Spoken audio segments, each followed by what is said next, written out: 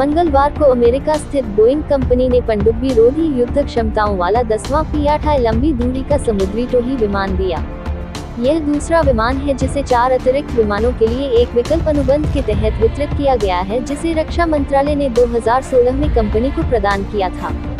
जैसा कि पहले बताया गया है, जब कंपनी को प्रारंभिक अनुबंध से सम्मानित किया गया था, भारतीय नौसेना इसकी पहली बनी P-8 के लिए अंतर्राष्ट्रीय ग्राहक और आज यह सबसे बड़े गैर अमेरिकी बेड़े का संचालन कर रहा है। 10वां P-8I पहले ही इंसहसा, गोवा में उतर चुका है। नवंबर 2020 में भारतीय नौसेना को अमेरिका स्थित एरोस्पेस कंपनी से 9वां P-8I प्राप्त हुआ था। ये विमान 312 नेवल एयर स्क्वाड्रन का हिस्सा है और तमिलनाडु के एर्नाकुलम में स्थित है।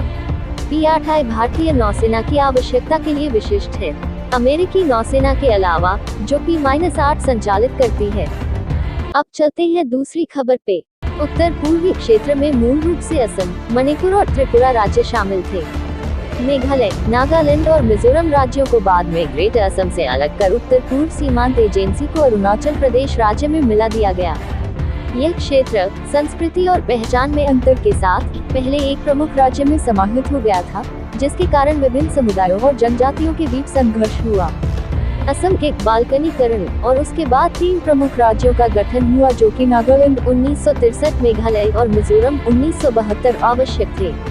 हालांकि गलत सीमांकन के कारण राज्यों के बीच संघर्ष ने उन समुदायों के बीच संघर्ष के पहले से ही कमजोर इतिहास को बढ़ा दिया जो इस भूमि को आबाद करते हैं, और परिणामस्वरूप यह संघर्ष असम के बाहर फैल गया और सभी स्थानीय समुदायों के बीच राजनीतिक संतुलन को मौलिक रूप से पुनर्परिभाषित किया।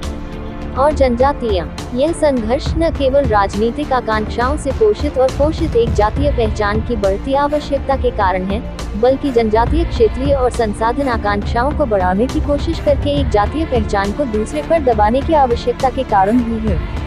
पूर्व में लोशाई हिल्स के नाम से जाना जाने वाला मिजोरम पूर्वोत्तर भारत के दक्षिणी किनारे पर स्थित है। राज्य 3 उत्तर पूर्वी राज्यों त्रिपुरा, असम और मणिपुर के साथ सीमा साझा करता है और बांग्लादेश और म्यांमार के पड़ोसी देशों के साथ 722 किलोमीटर की सीमा साझा करता है। इस चल रहे सीमा संघर्ष।